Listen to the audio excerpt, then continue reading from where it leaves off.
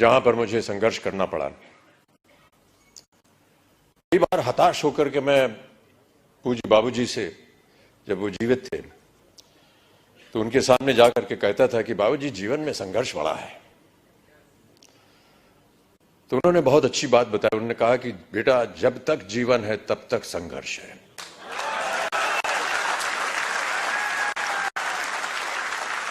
और आप भी मान लीजिए कि आपके जीवन में प्रतिदिन, प्रतिक्षण ये संघर्ष रहेगा।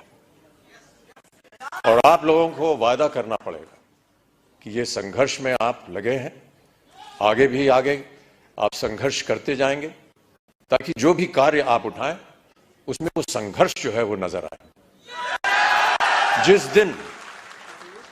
जिस दिन लोग आपके संघर्ष को सम्मानित करेंगे, उस दिन आपका पदार्थ जो है वो ऊंचाइयों पर पहुंचा।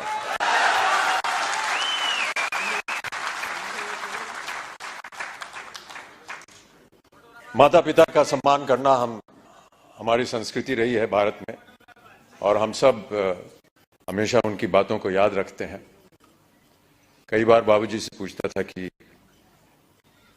मेहनत करने के लिए क्या करना चाहिए। उन्होंने कहा कि काम करना चाहिए और समय से काम करना चाहिए। एक संस्कृत का श्लोक उन्होंने मुझे बताया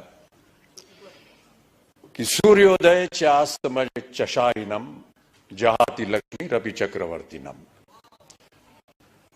माने ये कि सूर्य उदय होने से लेकर के और अस्त होने तक जो इंसान सोता है, वो चाहे चक्रवर्ती राजा भी क्यों ना हो, उसकी धनराशि जो है वो गायब हो जाती है।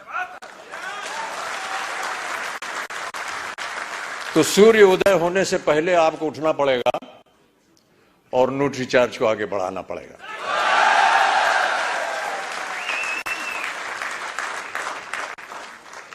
हनुमान जी की एक कथा है। हनुमान जी ने कहा था कि ईश्वर से कि हमको शिक्षा प्राप्त करनी है, ज्ञान प्राप्त करना है, क्या किया जाए, किसके पास जाए। उनसे बताया गया कि आप सूर्य के पास जाइए। सूर्य देवता जो है वो ज्ञान का भंडार है, उनके पास आप जाएंगे तो वो आपको ज्ञान दे सके। तो हनुमान जी गए सूर्य देवता के पास। तो सूर्य देवता ने कहा, भैया मैं तो चलायमान हूं, चलता रहता हूं, कैसे तुमको शिक्षा दूंगा मैं। तो हनुमान जी ने कहा कि आप ज्ञान मुझे देते जाइए और चलते रहिए, मैं आपके सामने उल्टा होकर के चलूंगा। तो आप चलते रहेंगे, मैं आपके सामने उल्टा होकर के चलता रहूंगा और ज्ञान प्राप्त हो जाएगा मुझे। कहने का तात्पर्य यह है कि सूर्य के आगे आपको चलना पड़ेगा, तभी जाकर के आपको ज्ञान प्राप्त होगा, तभी आपका संघर्ष जो है वो सफल होगा। प्रोत्साहित करने के लिए एक कविता की कुछ पंक्तियां हैं। इससे पहले मधुशाला की एक पंक्ति पढ़ी गई थी, क्षमा चाहता हूं, उसमें थोड़ी बहुत त्रुटियां थी। जो यहां सज्जन पुरुष आए थे, उसको मैं दोबारा एक बार सुनाना चाहूंगा आपको कि मदिरालय जाने को घर से, मदिरालय जाने को घर से चलता है पीने वाला, किस पथ से जाऊं असमंजस में है वो भोला भाला, अलग अलग पथ बदलाते सब, पर मैं ये बतलाता हूं कि राह पकड़ तू एक चला जल, पा जाएगा मधुशाला।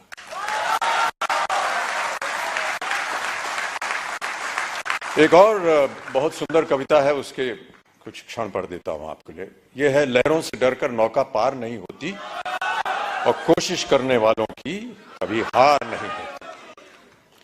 नन्ही चींटी जब दाना लेकर चलती है, चढ़ती दीवारों पर 100 बार फिसलती है, मन का विश्वास रगों में साहस भरता है, चढ़कर गिरना गिरकर चढ़ना न अखरता है, आखिर उसकी मेहनत बेकार नहीं होती, कोशिश करने वालों की कभी हार नहीं होती।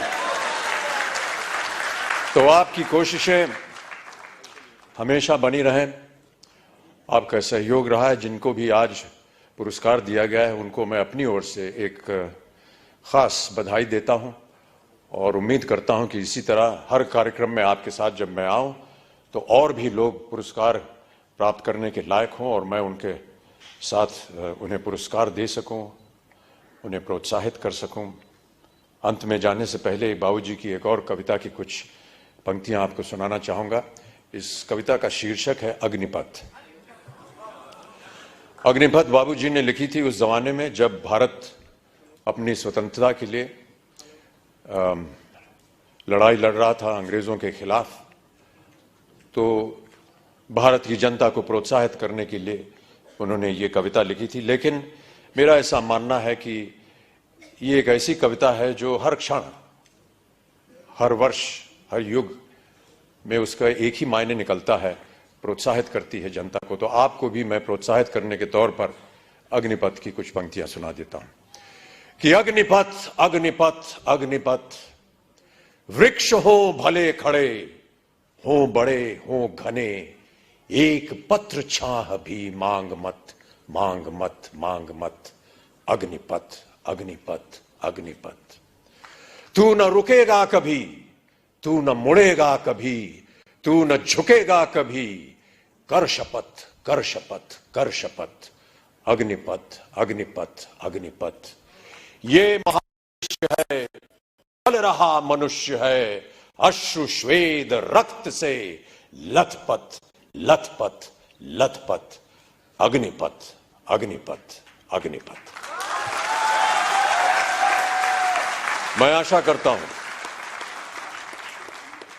कि आप सब इस अग्निपथ को स्वीकारें और इस पथ पर चलकर अपने श्रम से, अपने कार्य से इस अग्नि परीक्षा को पार करें